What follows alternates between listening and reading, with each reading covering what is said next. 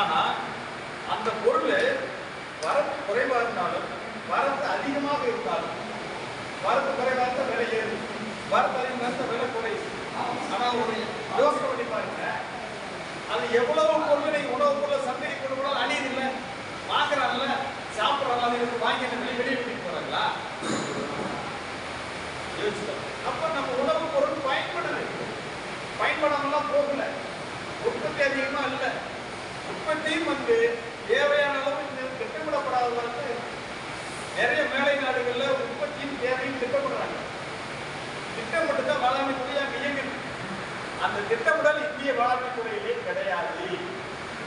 அது வேளாண்மை துறையோட தோல்வி முழுக்க முழுக்க அந்த விவசாயிகளை பழிவாங்கிட்டு. அந்த மக்காச்சோளம் அந்த நாட்டுக்கு 100 டன் வேணும்னா 100 டன் பயிர் வைக்கிறத பார்த்துட்டே இருப்பான். 100 டன் வந்தாச்சா ஒரு 20% கூட பயிர் வைக்கப்படுவான். அடுத்தது சொல்லி மக்காச்சோளம் பயிர் வைக்காத, நம்ம நாட்டுக்கு தேவையான மக்காச்சோளம் வந்தாச்சு, அடுத்து ஏற்றுமதி வாய்ப்பு நம்ம அதுக்கெல்லாம் வந்து பயிர் வைப்பான். அதை தாண்டி வைக்க போடமாட்டான். அப்ப எப்பவுமே சந்தை அங்க சீராகவே இருக்கும். ரெண்டாவது நம்ம பொது சந்தைக்கு கொண்டு வரோம்.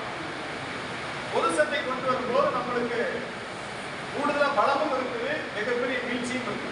நம்ம வாழ்றதும் சந்தையில் தான், வீழ்றதும் சந்தையில் தான். ஒரு மார்க்கெட்டுக்கு போறீங்க, எல்லா விவசாயியும் நம்ம பொருளை கொண்டு வரீங்க. பொருளை கொண்டு வந்துட்டு அங்க இருக்கக்கூடிய வியாபாரிகள் அவனுக்கு தேர்ந்தெடுக்கிறதுக்கான வாய்ப்பை நீங்க கொடுக்குறீங்க. அவனுக்கு தேர்ந்தெடுக்கிற வாய்ப்பை கொடுக்குறீங்க. அங்க இருக்கிற வியாபாரிகள் 100 கிலோ வேணும்னா நீங்க 50 கிலோ கொண்டு போயிருந்தீங்கன்னா ஒரு 2 மடங்கு விலை தான். 100 கிலோ தேவைன்னா 200 கிலோ போயிருந்தா ஒரு 2 மடங்கு விலையை குறைச்சாங்க. ஆனா 50 கிலோ வந்த போது நம்ம எல்லாரும் பொருள் வாங்கிட்டு தான் இருந்தான். 200 கிலோ வந்த போது பொருளை வாங்கிட்டு தான் இருந்தான். அப்ப நாமளே போய் சந்தைக்கு நம்ம பொருள் எடுத்துட்டு போய் நாமளே வரிசையா வச்சு விவசாய வியாபாரியை கூப்பிட்டு வியாபாரிக்கான வாய்ப்பை நம்ம வழங்குறோம். வியாபாரிக்கான வாய்ப்பை நம்ம வழங்குறோம். அப்ப பெருமளவு பார்த்தீங்கன்னா அந்த வியாபாரிகள் ஒன்று சேர்றது, சிண்டிகேட் போடுறது, இந்த விலைக்கு மேல விற்காது, இதுக்கு மேல இதை கேட்காதுங்கிறது, இந்த கிட்ட வாங்காதுங்கிறது, கேள்வி கேட்கிற விவசாயி போட்டு யாருக்கும் விலை கேட்கறது. அப்ப விவசாயிகளோட வியாபாரிகளோட அடிமைகளாக விவசாயிகள் பொருள் சந்தை விற்கிறாங்க. அது உழவர் சந்தையா இருக்குது, காய்கறி சந்தையா இருக்குது, மாநகராட்சி நகராட்சி சந்தையா இருக்குது, பேரூராட்சி காய்கறி சந்தையா இருக்குது, மார்க்கெட்டிங் கமிட்டியா இருக்குது. பல்வேறு வடிவமைப்பு சந்தைகள் இந்தியா இதே சந்தை.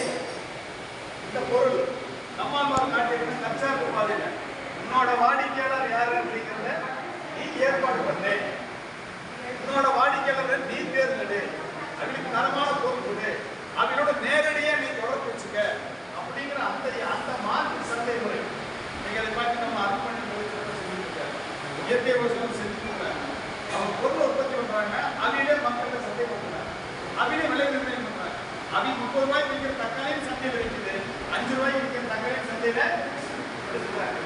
மக்கள் எந்த இடத்துக்கு வாங்கும் சக்தி இல்லை, விலையை இருந்துச்சாங்க. எந்த மக்களுமே உணவுப் பொருள் வாங்குவதை திருத்துறதே கிடையாது. ஆக தொடர்ச்சியாக பொதுச்சந்தை அப்படிங்கிற கான்செப்டே ஒழிக்கணும். எதுவா இருந்தாலும் தேவையான ஏன் நினைப்புதான் வாங்க, நான் சொல்றது வேலை போயிடுச்சு. இந்த ஏற்பாட்டுக்கு போகணும் அப்படின்னா நாம் ஒரு வகை உற்பத்தியை குறைக்கணும், அந்த ஒரு வகை உற்பத்தியை குறைக்கணும், சந்தை சீரமைக்கணும். சந்தையில் நாம கட்டுப்படுத்தணும் அப்படின்னா நம்ம சங்கத்தை ஊர்தோறும் வலுப்படுத்தணும். ஊர்தோறும் அந்த வேலையை நம்ம செய்யணும். போராட்டங்களே இல்லாம சந்தைக்கு பொருள் வராது, நம்ம என்ன என் தோட்டத்துக்கான்னு சொல்லி நம்ம இந்த சந்தையில் நம்ம வெற்றி பெற முடியும்.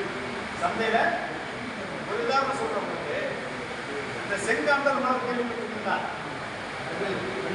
கண்வெளி தமிழ்நாட்டோட அரசு மலை செங்காந்தல் உணவு கண்வெளி சொல்லி அது நம்ம திருப்பூர்